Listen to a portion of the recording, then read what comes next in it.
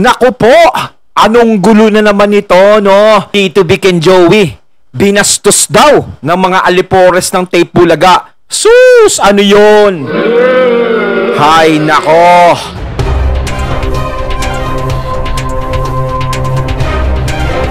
Yo, what's up? Ako nga pala si BT at nandito ngayon tayo sa BT Reaction and welcome to my channel, Tunay na Kritiko. At meron tayong panonooring video ngayon. Ito po ay nagmula kay Ders TV. Sa mga hindi pa po nakakabisita sa channel ni Ders TV, bisita na po kayo mga katunay. At kung hindi pa kayo nakakapag-subscribe, subscribe na din po kayo mga katunay kay Ders TV. At syempre, huwag nyo rin po sana kalimutan na mag-subscribe dito sa channel ko sa Tunay na Kritiko. Sa mga hindi pa nakakapag-subscribe, and click the notification bell para maging updated po kayo sa mga reaction videos na aking ilalabas. At huwag na natin pagtagalin at sabay-sabay na nating panoorin ang laman ng video na hatid sa atin ni Ders TV at bibigyan natin ng reaksyon. Pasok! Hello po sa inyong lahat. Magandang araw po. Kamusta na po kayo? Andito na naman ako, ang inyong lingkod na legit Dowercads na tagahatid ng mga legit na kaganapan tungkol sa TVJ. Kaya kung isa kayo sa hindi pa nakasubscribe sa ating channel, nako, i-click nyo na po ang subscribe at bell button dyan sa baba para pag may mga bago akong balita, ay mano-notify po kayo agad-agad. At bago nga po natin simulan ng balitaan ay nais ko lamang pong magpasalamat sa inyong lahat sa walang sawa po ninyong pagsuporta at pakikinig sa aking mga daily update. So, belated happy 80th birthday po kay Ginang Norma Garcia. Mula po yan kay Madam Rosa, no? More birthday to come po at ang pagpapala ng Diyos ay sumainyo. God bless po sa inyong lahat. So, eto na at simulan na po natin ang balitaan at unahin nating pag-usapan ng tungkol po sa post na ito ng Kapatid page. Sabi dito, mga kapatid, alam mo ba, bago pa man magkaroon ng TVJ on TV5 ay nauna nang magkaroon ng TVJ on 5. Sa isang interview ni Frontline Pilipinas News anchor Julius Babaw sa kanyang YouTube channel kay Joey De Leon, ikinuwento ni Joey na nagkaroon sila ng isang pag-gag show sa Channel 30 na may pamagat na TVJ 13 at kalaunay naging TVJ on 5. Nang ilipat ito sa Channel 5 na nooy ABC 5, ayon pa kay Henyo Master, nagtapos agad ang kanilang gag show na mayroon lang isang episode dahil sa inirehistro ang TVJ ng kanilang dating producer, kaya napilitan ang management na ipatigil ang programa.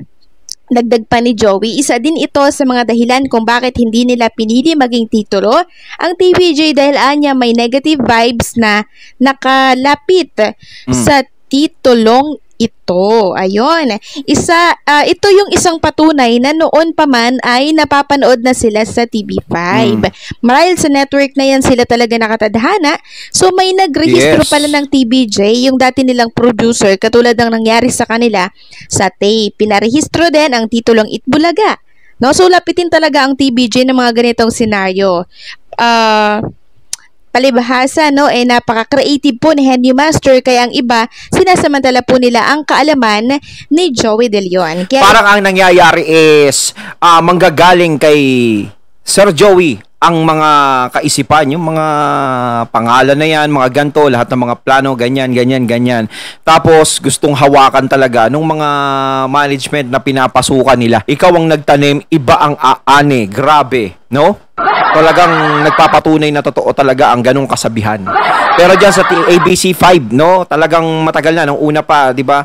Nandiyan na talaga. At sinabi nga ni Ders TV, baka yan na yung tadhana nila. Kasi alam nyo dito sa TV5, no, kung nandiyan sila dati, talagang dun sila binabalik ng tadhana At saka yung swerte nila, yung buenas nila, kahit nasa TV5 na sila, is hindi pa rin nawawala.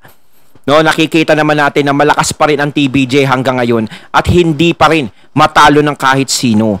No, kita naman natin yung dalawang kalaban nila medyo nagkakaroon ng problema, no? Pero sila ang EAT hindi nagkakaroon ng problema. No, sa TV5 malamang nandoon na yung swerte. Yung swerte nga naman, 'di ba? Parang nakakapit sa TVJ. Sana maambunan din tayo ng TVJ ng swerte.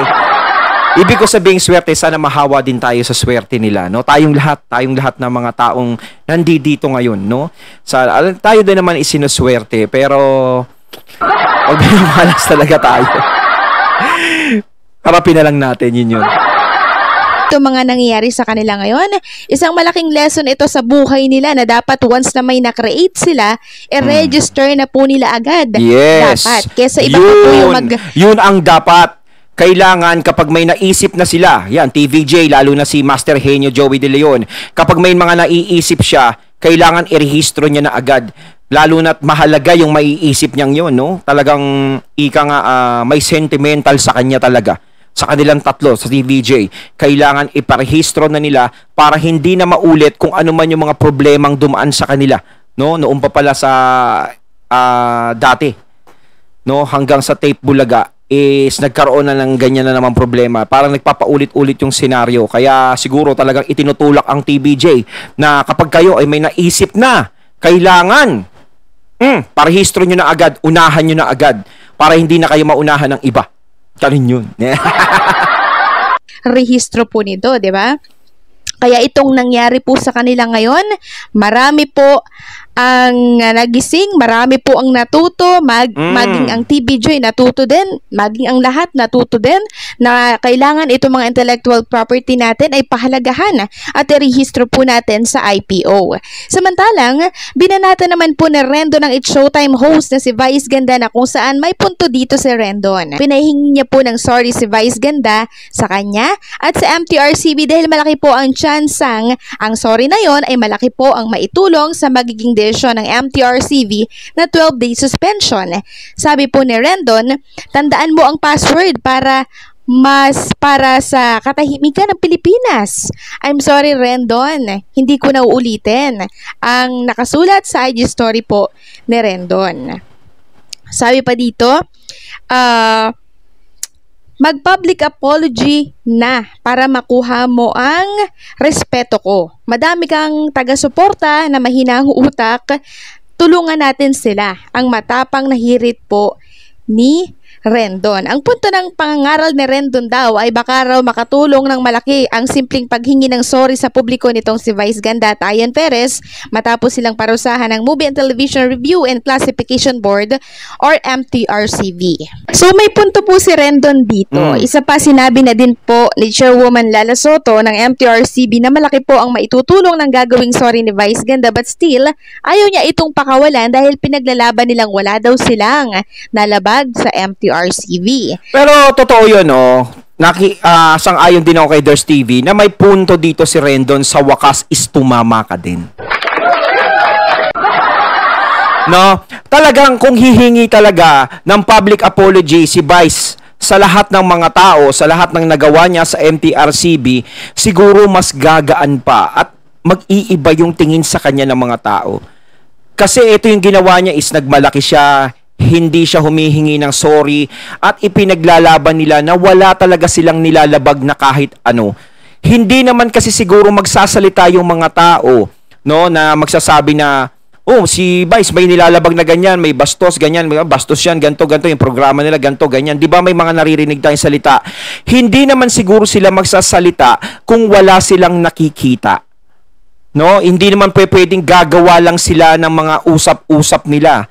No, gaya nila Enrile, gaya ng mga abogado, 'di ba? Gaya din ng mga ibang showbiz commentator. Kung tama ba commentator? Ay, basta 'yun na 'yon, no, ng iba, 'di ba? Kahit sabihin, 'di ba, parang kung hihingi ka ng public apology, kilala ka, Vice Ganda, mataas na tao. 'Di ba? Kilalang tao, diyan, kilalang tao ako, sikat ako. Tapos bigla kang magpa-public apology. Bigla mong aaminin, sige, pasensya na po kayo sa kung ano man ang nagawa namin, ganito, ganto, ganyan, ganyan, at alam natin na bawal sa mga bata, ganto, ganto, humihingi ka pinakapatawaran sa lahat. Napakasimple lang ng mga sasabihin mo. Hindi porket kilalang tao ka. Kapag humingi ka ng ganun, sinasabi ko nga, hindi porket mataas na tao ka at humingi ka ng public apology sa mga tao, magiging mababa ka. Yan pa yung magiging susi para mas lalo ka nilang hangaan. Lalo ka nilang tularan. Kasi dapat, Vice, ipinapakita mo sa lahat ng mga tao, lalong-lalo na sa mga bata, na maging huwaran ka bilang Vice Ganda. Siyempre, ikaw yung sinusundan ng mga tao. Kahit yung mga bata siguro nanonood sa pelikula mo, natutuwa sila sa'yo, sinusundan nila lahat ng mga ginagawa mo. Mas maganda is magpakita ka ng ganito. Paghingi mo ng public apology sa lahat, sa pag-amin mo ng pagkakamali kahit na, sige, wala kang nilalabag, pero ang pinupukol sa'yo ng mga tao is meron kang nilabag, meron kang kabastosang ginagawa, meron kang kahalayang ginagawa, yun ang ibinabato nila sa'yo. Ipakita mo sa kanila na, o sige, ganyan kasama ang tingin nyo sa akin, pero handa akong humingi ng apology sa mga tao sa lahat ng pagkakamaling nagawa ko na nakita nyo sa akin. Ganun yun eh. Mas lalo kang hahangaan. So, yung mga taong nagpaparatang sa'yo is mapapalunok na lang. Hindi nga, di ba? Oo. Baka yung mga taong nagpaparatang sa'yo ay magbago din ang tingin sa'yo. Kasi ganito pala si Vice, talagang okay talaga. Di ba? Pero hanggat pinapakita mo na, oh, wala yan, wala naman kaming ginawa, ganto, kamusta na kayo dyan, madlang people, na-image report nyo na ba, gano'n. Iba kasi, bilang isang artista, kilala ka, dapat hindi na gano'n ang pinapakita mo. No, kilala kang tao eh. Diba? Dapat nagiging huwarang ka, nagiging modelo ka sa lahat. Kung ano yung nakikita nila sa'yo, lalo na yung mga batang nanonood sa'yo, yung mga umiidol sa'yo, mas maganda yung magaganda yung makikita nila sa'yo. Hindi bilang artista, kundi bilang tao. Samantalang pag-usapan naman natin ang tungkol sa pangbabastos ng alipores ng Tape Bulaga kina Tito, Big at Joey. Paano po binastos? May isang post ako sa inyong ipapakita na kung saan ang sinimula ng TBJ ay binaboy ng isang page ng alipores ng Tape Bulaga. Instead na Tito, Big at Joey po, ang mukha ng 1979 Itbulaga abay pinalitan ng mga host ng Tape Bulaga na tinawag na Bebo Pauko na kakasilang lang nung June. Yung iba nga hindi pa po pinapanganak nung taong 1979. Yung iba hindi nakadiaper pa, di ba? Tapos yan ang gagawin nilang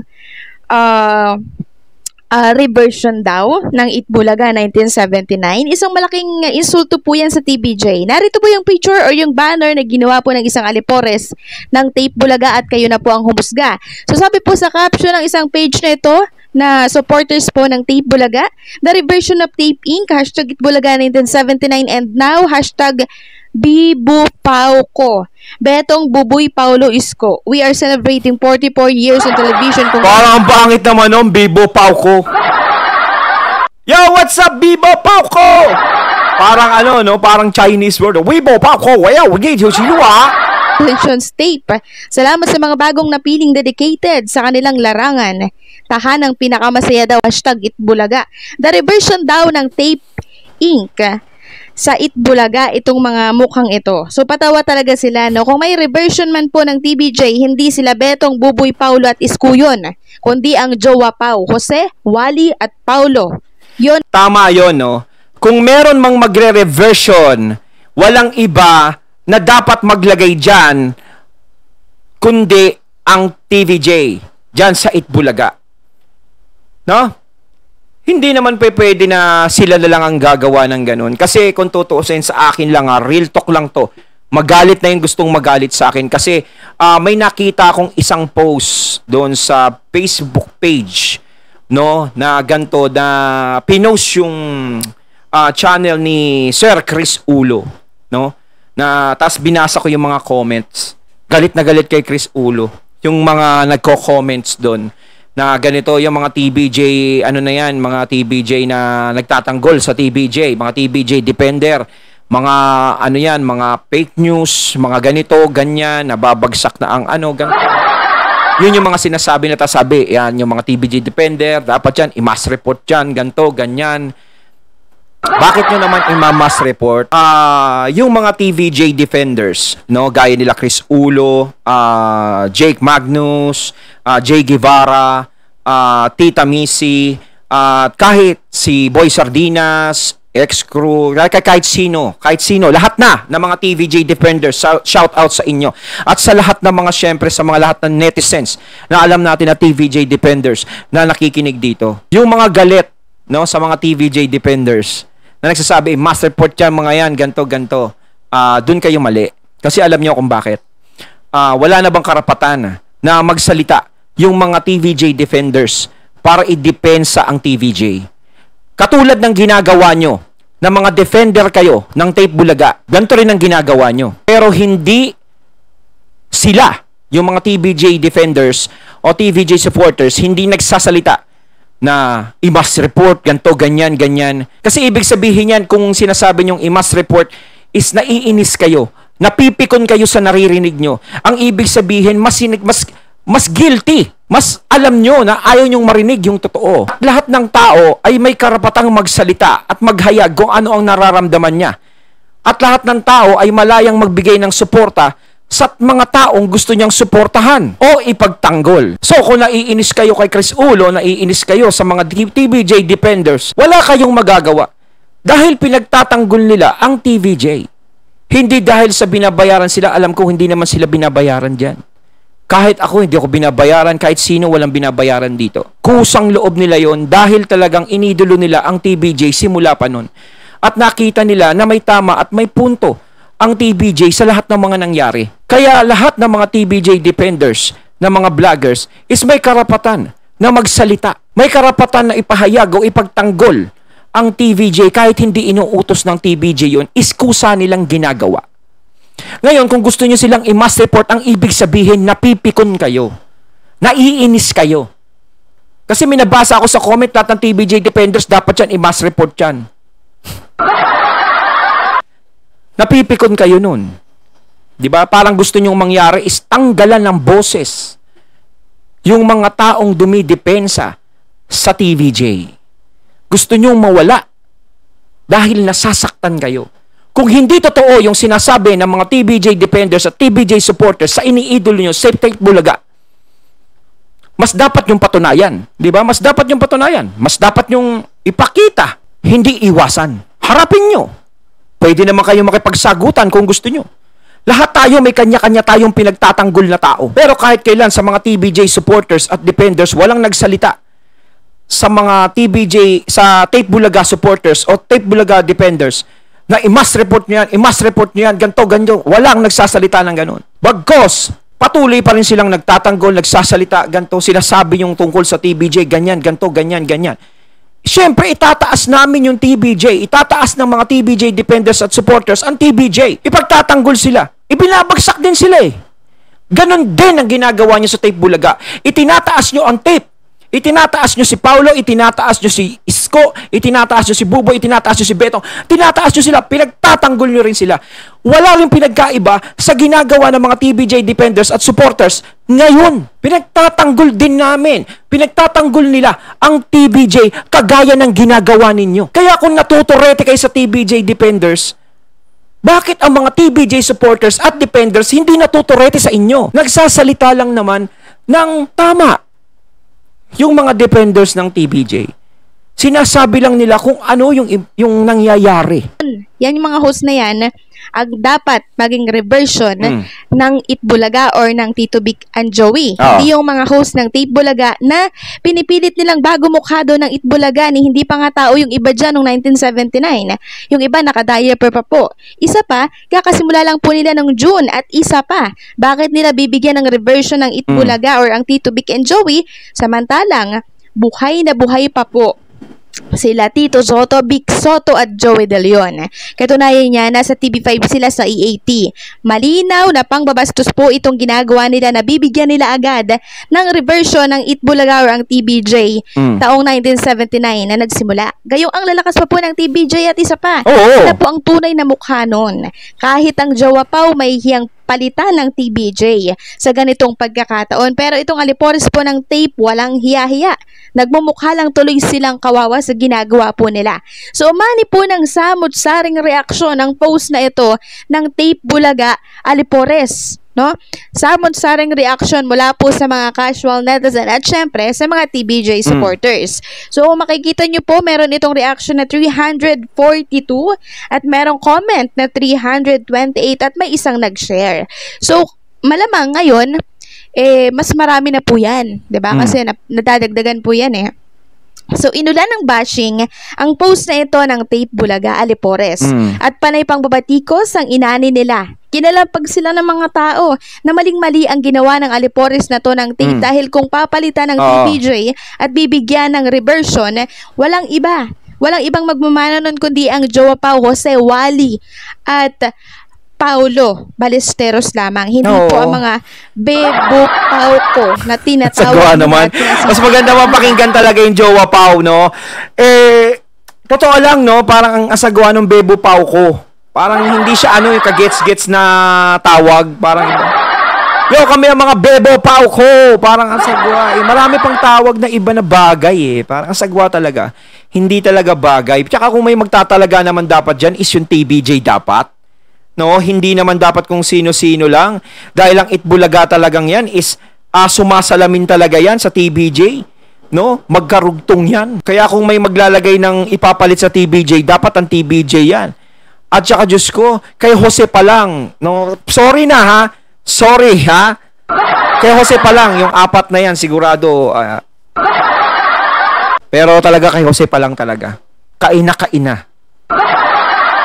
Na ito daw yung papalit po sa TBJ at magiging mukha ng Itbulaga. No. Hindi po ganon. Katunayan yan. Andito po yung mga komento. Ipapakita ko po sa inyo. Ayan po, ang dami po nilang mga sinasabi dyan ng mga casual netizen na parang hindi po talaga nila tanggap. Hindi po sila sang-ayon sa poster na ito na pinakakalat ngayon ng isang page panatiko po ng tape. So, ayan po, kung makikita po ninyo dito, sabi ng mga casual netizen dito at syempre mga supporters po ng TBJ, ilusionados daw ang nag-post na ito at nag-create ng picture na reversion daw ng TBJ. So may punto nga naman, ano? Sabi pa dito, naku po, eto na naman, panay kayo kalokohan, di na kayo, nakakainis, nakakaawa na kayo. Totoo po, nakakaawa na po sila sa mga pinagagawa po nila, no? Parang ang gusto lang nila makakuha ng simpatya ng mga tao para po sila ay panoorin. Pero instead na gano'n mangyari, pinagtatawa na lang po sila. Ayun, natating natin ngayon ng video na nagbula kay Durs TV. Ayan, mga katunay ha. Meron na ng bebo pa ako. Tatabunan na ang TBJ.